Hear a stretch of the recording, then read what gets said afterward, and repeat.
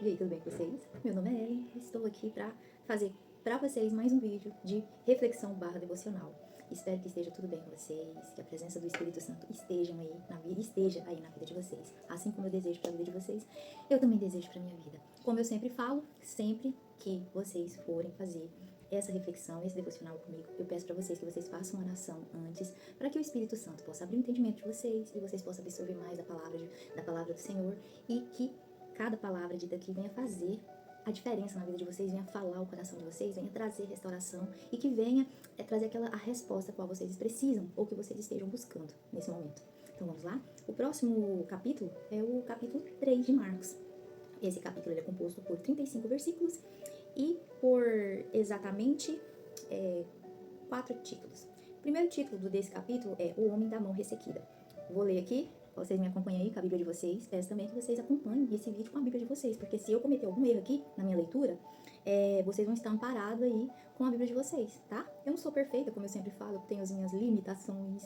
Eu posso errar aqui, às vezes falar, e às vezes eu posso falar uma palavra que às vezes eu nem queria dizer, né? E acabo falando devido às minhas imperfeições humanas. Então vamos lá? Tô aqui esforçando, tô tentando, né? E eu espero que vocês também tenham em mente não se deixar fazer aquilo que Deus requer de vocês por causa das suas imperfeições, porque o Senhor usa dos imperfeitos para cumprir a sua obra, que é perfeita, né? Vamos lá? O primeiro título é O Homem da Mão Ressequida. De novo, entrou Jesus na sinagoga e estava ali um homem que tinha ressequida uma das mãos. Estava observando a Jesus para ver se o curaria em dia de sábado, a fim de o curarem. E disse Jesus ao homem da mão ressequida: Vem para o meio. Então lhes perguntou: É lícito no sábado fazer o bem ou fazer o mal? Salvar a vida ou tirá-la? Mas eles ficaram em silêncio, olhando-os ao redor, indignado e condoído com a dureza do seu coração, disse ao homem: Estenda a mão. Estendeu a mão e a mão lhe foi restaurada. Retirando-se, os fariseus conspiravam logo com os herodianos contra ele e como lhe tiraria a vida. Nessa primeira etapa aqui, nos primeiros versículos do capítulo 3, conta o momento em que Jesus estava, Marcos, né, relata, lembrando que Marcos, que escreveu o livro de Marcos, era amigo de Pedro, ele tinha muito convívio com Pedro, né? E Pedro relatava para ele o ponto de vista dele, né, a história dele com Jesus, relatava para Marcos e aí Marcos foi e fez o livro de Marcos baseado naquilo que Pedro falava para ele, que Pedro relatava para ele. Então aqui ele contando que Jesus estava na sinagoga, né, num dia de sábado, e como a gente já tinha falado nos outros vídeos, né, como eu já tinha falado nos outros vídeos, o sábado não era para eles, para aquela religião, naquela época, né, dos fariseus, né, os judeus, não tinha a regra de não trabalhar no sábado. Então eles ficavam procurando o momento em que Jesus cometesse algum erro, né, que foi o que eles nunca conseguiram fazer, para poder acusar Jesus de transgressão, de blasfêmia, difamar o Senhor Jesus no meio da multidão, né, porque eles não aceitavam a forma que Jesus trazia o reino de Deus, porque confrontava os costumes, né, ao qual eles já estavam acostumados a viver, e esses costumes faziam com que as pessoas se afastassem de Deus, né, o povo de Deus, o povo escolhido estava ficando perdido, vamos dizer, sem direção, né, se afastaram de Deus. E aí o Senhor Jesus tá lá, e como tinha essa regra, né, de não ter deles não fazerem nada, e se tivesse alguma cura no dia de sábado, era porque Jesus estava transgredindo a lei, porque era um serviço, era um trabalho, né, o médico era como se fosse um médico que trabalhasse, então eram assim, vamos colocar na linguagem de hoje, essas picuinhas que eles procuravam para encaixar e trazer a descredibilidade da trajetória do Senhor Jesus. E aí o Senhor Jesus olha para eles, percebe, sabe que o Senhor Jesus conhecia o pensamento e o coração daqueles fariseus, e pergunta para eles se era lícito fazer o bem no dia de sábado ou fazer o mal, salvar a vida ou tirar a vida, né? E eles não responderam nada. E Jesus, muito condoído, muito, né, chateado, né, com a dureza do coração daquelas pessoas, porque eles se preocupavam muito mais em falar mal, em culpar ou tirar a grandeza, né, que era a presença, né, do enviado de Deus naquele lugar. Eles preocupavam muito mais em prejudicar o Senhor Jesus do que contemplar aquelas obras maravilhosas que estavam acontecendo, né, lá no meio deles, né. Então eles preferiram, então o Senhor Jesus ficou assim, muito chateado com aquilo, né, e aí ele virou para aquele homem, falou para que o homem estendesse a mão, e o Senhor fez aquele grande milagre que foi restaurar a mão daquele homem. A gente fala mão ressequida, aqui na Bíblia tá mão ressequida, em outras Bíblias deve estar assim, mão deformada. Agora já parou para imaginar quantas pessoas assim a gente vê hoje, né, que tem uma das mãos deformada, né, que fala ressequida, e aí contemplar um milagre de restauração que nem cirurgia o homem, com toda a tecnologia, consegue fazer, mas o Senhor Jesus fez naquele dia. Então eles não enxergavam essa grandeza, né? Eles preferiram acusar o Senhor Jesus, invejar o Senhor Jesus, porque de certa forma o Senhor Jesus estava tirando também, né, descredibilizando eles, e eles se tornaram inimigos, né, do Senhor Jesus. E a gente tem que tomar cuidado com isso, porque para que a gente não venha cometer esses mesmos erros que esses fariseus cometeram no passado, né? Porque muitas das vezes Deus quer usar de pessoas para falar, para trazer a mensagem. Ele fala com quem ele quer, ele usa de quem ele quer. Deus não se limita a quatro paredes ou a pessoas. Ele usa até dos animais para falar conosco, né? E muitos que se acreditam que já são salvos pelos seus costumes ou pela sua religião, se acham santos demais e não aceitam a revelação dos improváveis, né? Por quê? Porque às vezes o Senhor ele quer usar dos improváveis para poder trazer a sua mensagem, né? Para mostrar que ele usa de quem ele bem quer. Ele transforma vidas, né? Ele transforma as vidas das pessoas, ele traz restauração. Então assim, hoje em dia a gente vê muito testemunho de pessoas que não tinha nada a ver com o caminho, com a religião, com a trajetória, né, de vida assim da Bíblia, que levam vidas totalmente tortas e chegado um certo dia Deus traz uma transformação à vida deles e quer usar deles. E muitas das vezes no começo, muitos não acreditam, né? Não acreditam, criticam, às vezes até matam espiritual as pessoas, né? Então a gente tem que tomar cuidado com isso. Muito cuidado com isso. E aqui o Senhor Jesus pega e cura, né? Restaura aquele homem, a mão daquele homem. E aqui o que os fariseus fazem? Eles se unem aos inimigos deles, dos próprios inimigos deles, para poder prejudicar o Senhor Jesus, né? Ou seja, eles se unem aos herodianos, que eram os próprios inimigos deles na época, que era do governo de Roma, né? Que respondia ao governo de Roma. E pra quê? Pra tirar a vida do Senhor Jesus, pra tirar a vida de um homem que só fazia o bem, de um homem que estava trazendo a reflexão, a visão a muitas multidões, e muitas vidas estavam sendo restauradas naquela época. E hoje em dia a gente vê muito isso, né? No nosso meio evangélico. Então, a gente tem que tomar cuidado com isso. Próximo título. Jesus se retira. A cura de muitos à beira do mar. Capítulo 7 em diante. Retirou-se Jesus com os seus discípulos para os lados do mar. Seguia-o da Galiléia uma grande multidão, também da Judéia, de Jerusalém, da Idumeia, da além do Jordão e dos arredores de Tirom e de Sidom. São regiões, esses nomes, tá, gente? Uma grande multidão, sabendo quantas coisas Jesus fazia, veio a ter com ele. Então recomendou os seus discípulos que sempre lhe tivessem pronto um barquinho por causa da multidão, a fim de não o comprimirem, pois curava muitos, de modo que todos os que padeciam de qualquer enfermidade se arrojavam a ele para o tocar. Também os espíritos imundos, quando viam, prostravam-se diante dele e exclamavam: Tu és o Filho de Deus. Mas Jesus lhes advertiu severamente que não expusessem a publicidade. Então, aqui Jesus se retira, né, para a banda do mar, e porque foi aumentando muito a multidão, como todos sabiam, né, os prodígios que ele fazia, as curas que eles faziam, logicamente que atraiu muita gente, muito.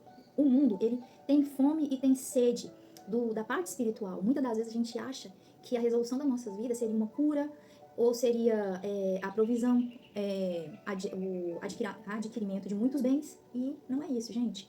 A solução da nossa vida é conhecer e caminhar pela palavra de Deus. Esse é a chave da nossa solução, é a chave da nossa salvação, né? E o Senhor Jesus estava ali para pregar o evangelho. Então, em meio a essas pregações que o Senhor Jesus fazia, a anunciação das obras, né, do reino de Deus, o qual ele ensinava para aquela multidão, foi aumentando, e ele fazia curas, né? Ele fazia muitas curas. Então, muitos iam atraídos pela cura, não só apenas pelo que ele falava, não apenas pelo que ele relatava, mas pelo que ele pregava, né? Mas pelas curas, né? Então eles achavam que ele era enviado porque ele ia fazer uma grande revolução contra Roma, ia tirar Roma do poder. Então assim, o pensamento até dos próprios discípulos do Senhor Jesus sobre ele era essa.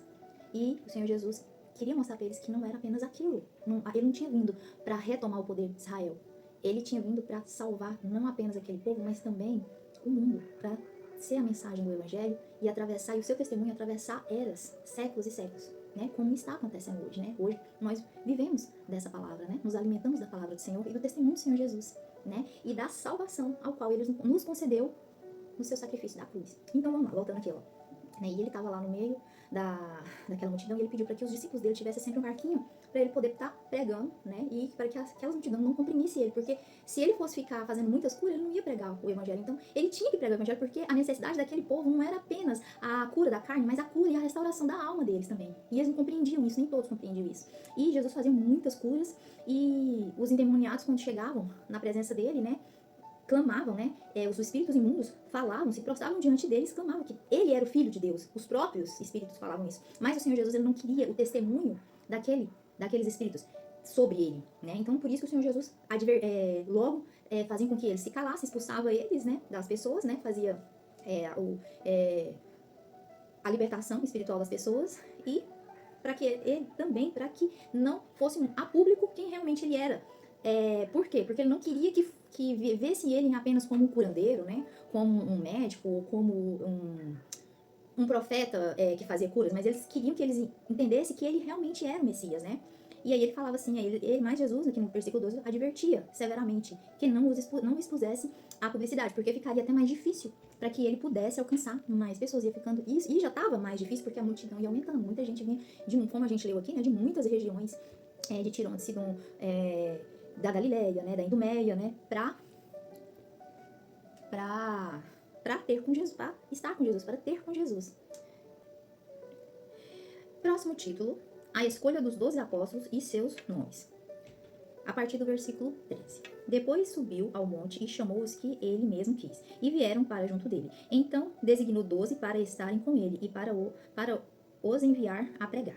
E a exercer a autoridade de expelir demônio. Eis os 12 que designou: Simão, a quem acrescentou o nome de Pedro, Tiago, filho de Zebedeu, João, seu irmão, aos quais deu o nome de Boanerges, que quer dizer filhos do trovão, André, Filipe, Bartolomeu, Mateus, Tomé, Tiago, filho de Alfeu, Tadeu, Simão, o Zelote, Judas Iscariotes, que foi quem o traiu.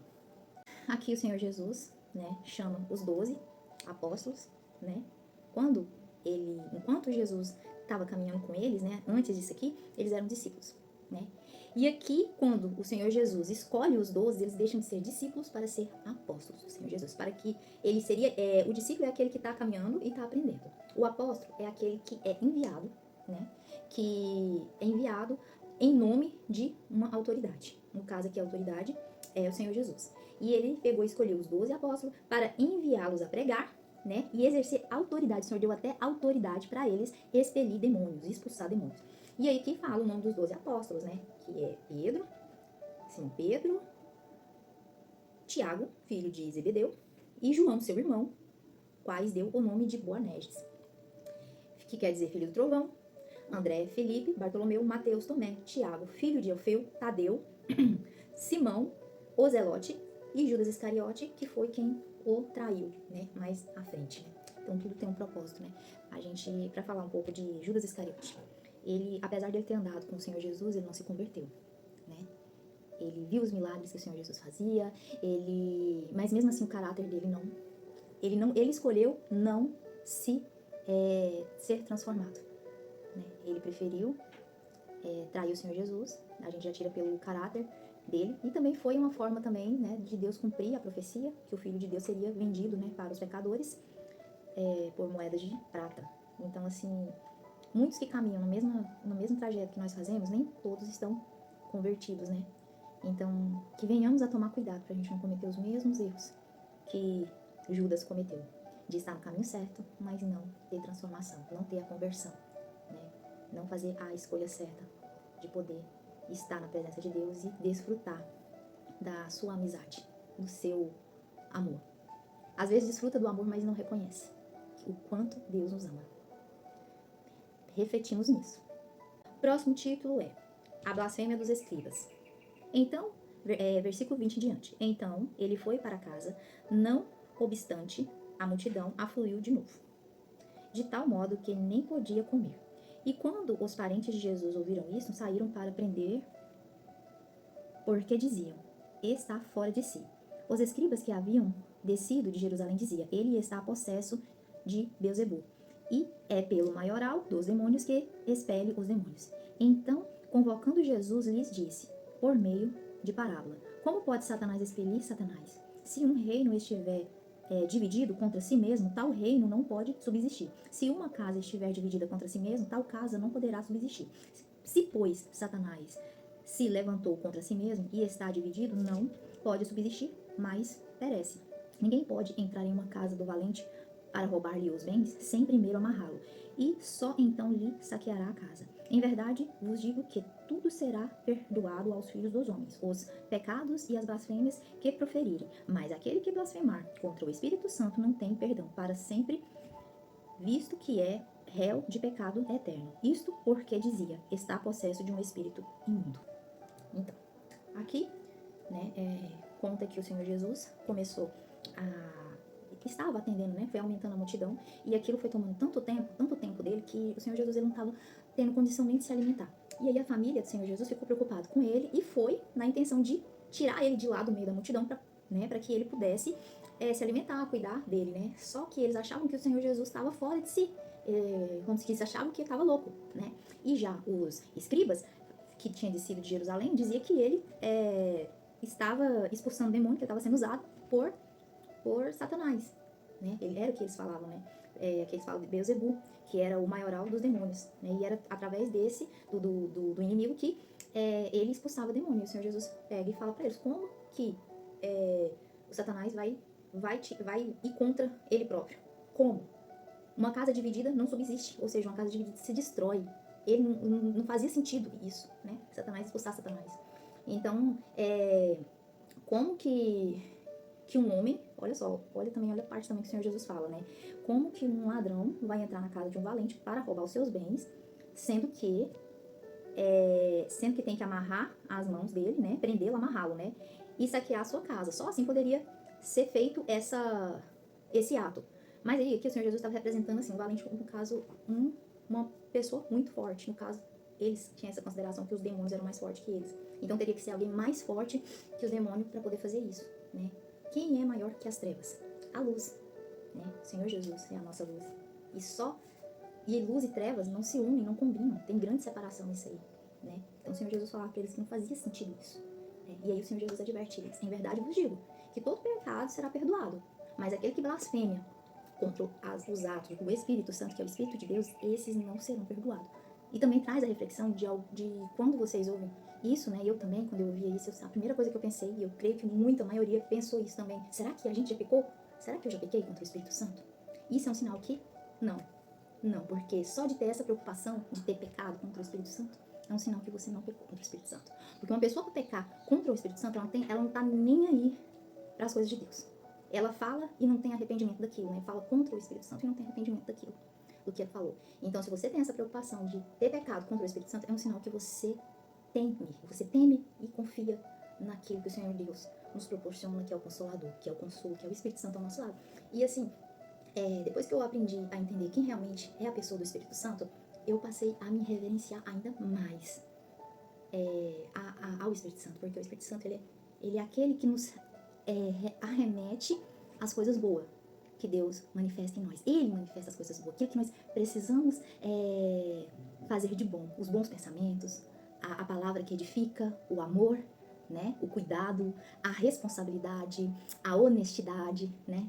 A busca do que é bom, do que é agradável, do que é respeitoso, do que é fiel, que é leal, né? Esses são os frutos do Espírito Santo, tudo aquilo que agrada a Deus, né? E traz leveza à nossa alma, né? Uma leveza natural, uma leveza limpa, né? Algo que, apesar de muitas dificuldades que a gente esteja passando, a gente tem a fé, tem a esperança. Isso é um sentimento, é um fruto do Espírito Santo, né? Então, assim, depois que eu aprendi a entender a pessoa do Espírito Santo, eu me senti mais livre na presença de Deus para poder adorar, a me alegrar. Porque até então eu achava que a gente tinha que adorar era Deus, né? E o Senhor Jesus, né? E até assim eu não tinha muita noção do Espírito Santo, né? Eu só sabia assim que a gente não podia pecar, porque era pecado, né? Era um pecado imperdoável, né? No decorrer da minha trajetória cristã, que eu fui crescendo, e aí eu fui aprendendo, né? Mas assim, até então eu ter vinha essa interpretação, vinha essa revelação, né, através da palavra, das pregações, né, dos ensinamentos, eu não tinha essa noção aí. Eu aprendi sobre a Trindade Santa, que é Deus Pai, Deus Filho, Deus Espírito Santo, e eu sei que são três que se unem em um, né? Deus é o primeiro, o Filho, o Senhor Jesus é o segundo, e o Espírito Santo é o terceiro. Então, assim, e a gente pode adorar eles igualmente, né? Então, assim, é maravilhoso, é maravilhoso. Eu espero que vocês possam um dia entender e poder viver esse sentimento que eu também vivo, sabe? Porque é muito bom, é muito, é pleno, é uma paz, é algo que alegra meu coração e meu espírito também. E o próximo e último título é A Família de Jesus, que vai do versículo, que é a partir do versículo 31, né? Vamos lá? Nisto chegaram a sua mãe e seus irmãos, e tendo ficado do lado de fora, mandaram chamá-lo. Mandaram chamá-lo. Muita gente estava assentado ao redor dele e lhe disseram: Olha, tua mãe, teus irmãos e irmãs estão lá fora, à tua procura. Então ele lhes respondeu, dizendo: Quem é minha mãe e meus irmãos? E, correndo o olhar pelos que estavam assentados ao redor, disse: Eis minha mãe e meus irmãos. Portanto, qualquer que fizer a vontade de Deus, esse é meu irmão, irmã e mãe. E aqui finaliza esse texto, esse capítulo. Então, quando a família do Senhor Jesus chegou lá, nessa casa, né, que não tinha condição nem deles entrar, então eles pedem para que levasse esse recado do Senhor Jesus, que a mãe, os irmãos e as irmãs do Senhor Jesus estavam lá fora querendo falar com ele. E aí o Senhor Jesus olha para essa pessoa e fala: Quem é minha mãe, minha irmã e irmãos? Quem são? Aí o Senhor Jesus corre os olhos e mostra as pessoas que ali estão, né, e fala. O Senhor Jesus, ele não estava desrespeitando a mãe e os irmãos dele. Ele não estava desfazendo a família dele. Ele estava falando que ali ele estava para uma missão, que era evangelizar, né?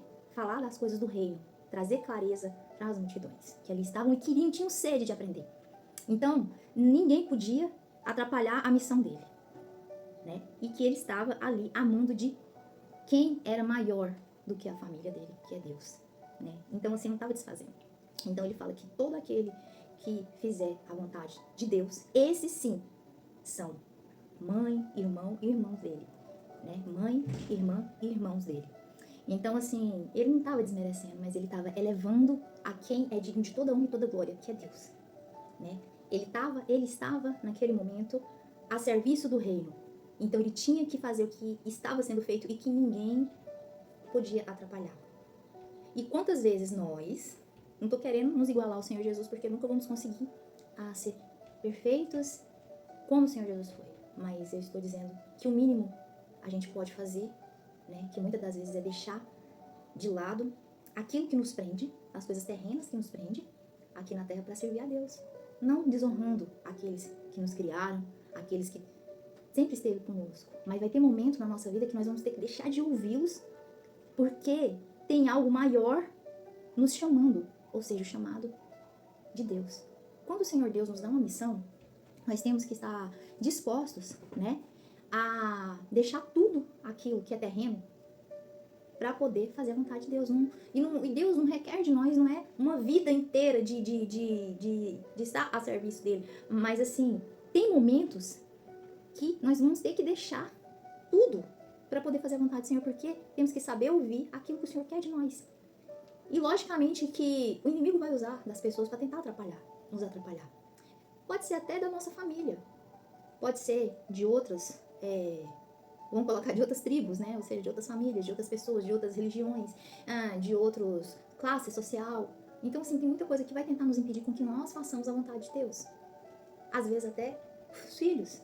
Às vezes, olha, assim, eu vejo assim, eu olho para a história, para a trajetória do Senhor Jesus, que ele não, e muitos outros também, né?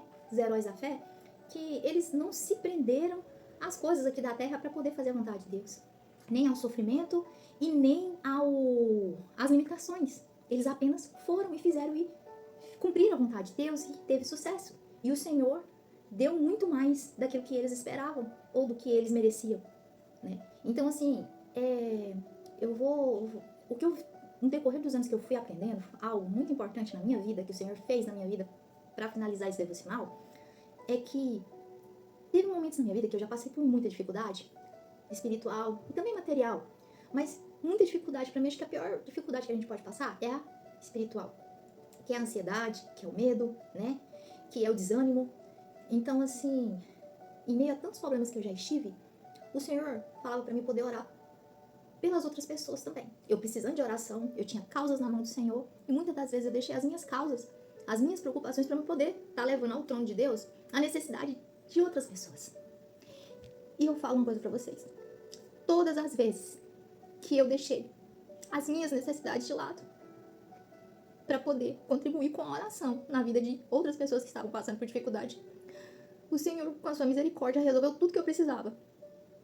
Tanto material quanto espiritual. O Senhor me amparou em tudo. E eu fui aprendendo que se os meus problemas for colocado nas mãos, diante do trono do Senhor, e eu me posicionar em outras guerras, em oração espiritual, de outras pessoas, tudo que é meu, o Senhor já está cuidando. Vai trazer, no momento certo, o Senhor vai traz a resolução. Então eu falo pra vocês. Se disponham a fazer a vontade de Deus. Não deixe que seus problemas ou que o julgamento dos outros atrapalhem aquilo que o Senhor separou você para fazer. Só vai. Só vai e faça a vontade de Deus, porque Deus tem o melhor para você. Ele vai solucionar tudo aquilo que você precisa no momento certo. Mas Ele vai te preparar. Ele quer ver o seu coração. Ele quer ver sua batalha. Ele quer ver sua luta e a sua entrega na missão que Ele te colocar. Só vai. E finalizando aqui, essa é a minha reflexão. A minha reflexão do capítulo 3 de Marcos. Deus abençoe vocês. Terminando esse devocional, faça a oração de vocês. Fiquem na santa paz de Deus. E até o próxima reflexão /devocional. Fiquem com Deus.